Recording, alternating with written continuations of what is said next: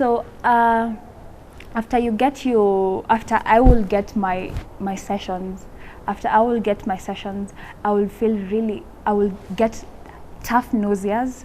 I will get very bad. I will feel like my body is just not mine, literally. I could not eat anything because the smell of food was inafanya tu nisikie kutapika, like I could not handle it.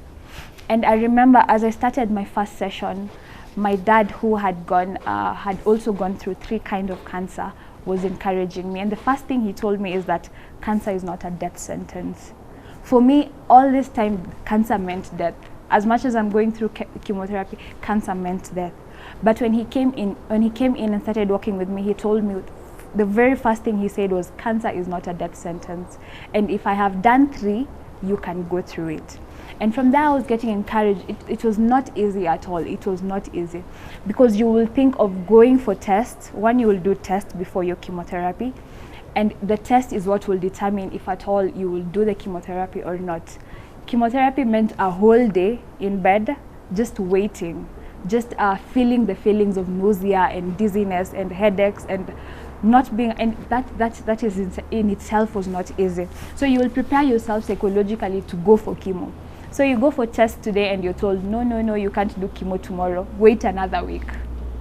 So you have to go home, prepare yourself, eat, make sure that your white blood cells or your neutrophils are back to the normal level before you go for the next chemo session. And there are days you will go again after a week and they're still not there. They're still at 0, and you wait another week. And it will become tough because you want to finish, but you cannot go on because of the results. So I did 12 sessions of chemotherapy every 2 weeks.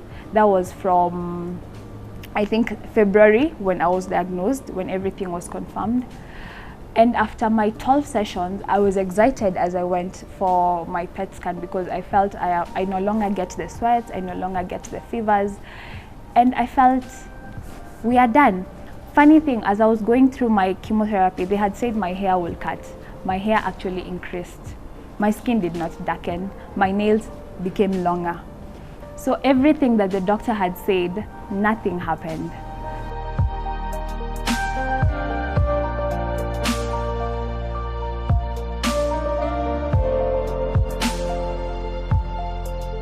So at the same time as I'm going through my second line of chemo now, which is way much tougher, my grandmother gets diagnosed with cancer. So my mom has not healed from my dad because it's not even more than a year. I have cancer, I am in my second line. Now my grandmother, who is her mother, gets cancer. So it is basically like thrice the pressure on her. And she is the breadwinner now that dad is not there. So you go to hospital, I will go to hospital, I will just, my mom will sit there and she just looks hopeless. Like she's looking at you trying to be there, but you can tell she is not okay. So I do my second line of chemo every 1 week. And again, the blood levels go down. Again, you get the neutrophils are not the levels that are needed for you to go through the chemotherapy. You get the transfusions, the platelets transfusions all over again. But again, my friends came through, my family came through, they were always there. I remember I was such a regular at the hospital until if I will go into hospital in the morning for chemotherapy, the nurse will not take me to look for a bed. They will tell me, si unajua kitanda yako? Enda. Like that is how frequent I was in and out of that hospital. So after doing my my second line of chemo, by the time we got to the 6th session, I think, the cancer that had spread to my spleen was now resolved. But now the doctor said we need to do a transplant because you have had rheumatoid arthritis, which is an autoimmune disorder. You have had cancer, which was more or less related to the same. So let's do a transplant. Let's try and renew your system, reboot your system afresh. So Kenya does not do transplants, stem cell transplants. So I had to go to India. So we had to move up and down looking for the papers, looking for everything we need to go. So we were supposed to go in March early this year, March 2021. But again, as we were running up and down, my mom handling her mom that had cancer, she got COVID. So now we have booked our flight.